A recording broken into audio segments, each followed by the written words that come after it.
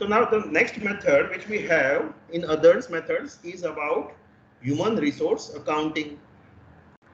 तो जैसे आप अकाउंटिंग के अंदर पढ़ते हो तो अकाउंटिंग के अंदर आप लोगों ने पढ़ा होगा कि भाई असेट्स होती है, लायबिलिटीज होती है, और उस हिसाब से आप आंसर एंट्रीज करते हो। एसेट्स की स्पेसिफिक मॉनेटरी वैल्यूज होती है। उसी हिसाब से in this particular method here we are trying to understand the values of the particular human resource within the organisation, कि भाई ऑर्गेनाइजेशन के अंदर वो बंदे की वैल्यू क्या है, वो चीज हम ये मेथड के माध्यम से समझना चाहते हैं।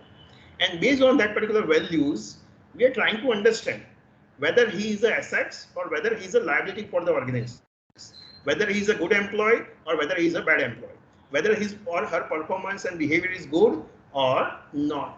तो वो डिसीजंस पाने के लिए हम क्या करना चाहते हैं, उसकी मॉनेटरी वैल्यू ढूंढना चाहते हैं। So that's why the word itself, the title itself says it's a human resource accounting, where we are trying to measuring the values of the human being. But question is once again, it is quite difficult. It is not quite easy. कि भाई कोई easy नहीं होगा कि भाई ये mister A है तो उसकी मॉनेटरी वैल्यू इतनी है, मिस्टर बी है तो उसकी मॉनेटरी वैल्यू इतनी है, वो बंदा इतना इंपॉर्टेंट है, ये बंदा इतना अमाउंट का इंपॉर्टेंट है। क्वाइट डिफिकल्ट होगा, इजी नहीं होगा। क्या है तो human resource accounting is the process of assigning, budgeting and reporting the cost of human resource which is incurred in an organization, including the wage, salary and training expenses. तो human resource accounting के अंदर we are trying to identify, we are trying to assigning, budgeting, reporting कि भाई जो हमारे human resource है उनके पीछे कितना खर्चा हो रहा है, उनसे वो खर्चे के ऊपर कितना रिटर्न मिल रहा है। तो वो सारी मॉनेटरी वैल्यूज हमें कैलकुलेट करनी है, बजटिंग करनी है, रिकॉग्नाइज करनी है, रिपोर्ट करनी है। तो उसके लिए हम ये टाइप की मेथड यहाँ पे यूज कर रहे हैं।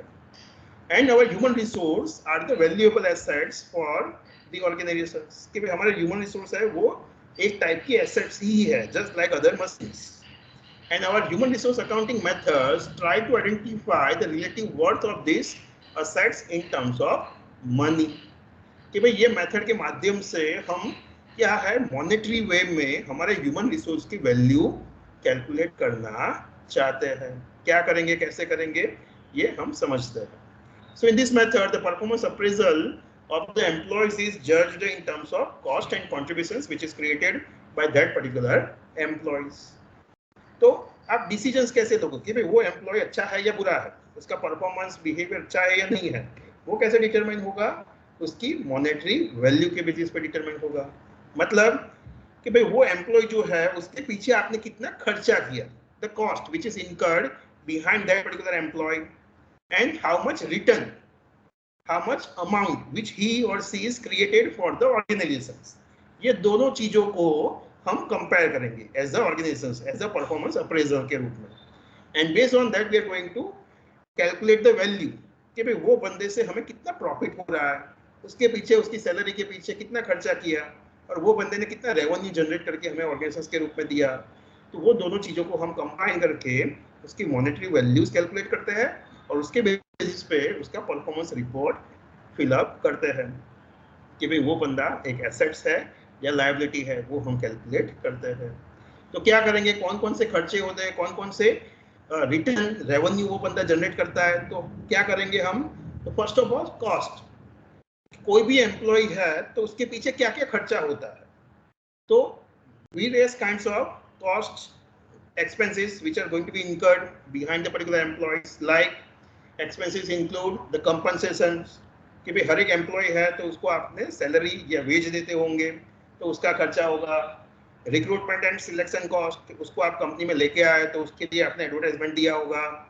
सिलेक्शंस के लिए सिलेक्शन कमिटी आपने बिल्डअप की होगी, एक्सपर्ट्स को पर्टिकुलर बाहर के स्टेट से या दूसरी सिटीज से आपने बुलाया होगा तो उसका खर्चा हुआ होगा। वो एम्प्लॉयज को सिलेक्ट करने के बाद, प्लेस करने के बाद उसका training and development, induction programme, orientation programme हुआ होगा, उसका खर्चा। तो ये सारे क्या है, वेरियस एक्सपेंसेस है कि जो आपने वो एक इंडिविजुअल एम्प्लॉय के पीछे आपने किया। तो in this particular methods we are going to calculate this कि भाई पर इंडिविजुअल हमने कितना खर्चा किया, उसको लाने में या कंपनी के अंदर रहने के लिए उसको कितना खर्चा हो रहा है, वो हम कैलकुलेट करेंगे. Same way the contributions which is created by him, the revenues which is generated by him for the organizations, वो भी हम कैलकुलेट करेंगे कि भाई उसने कितना सेल्स किया, कितने यूनिट प्रोड्यूस किए, तो उसकी मॉनेटरी वैल्यूज हम कैलकुलेट करेंगे. And the difference between this cost and contributions will be the performance of that particular employees.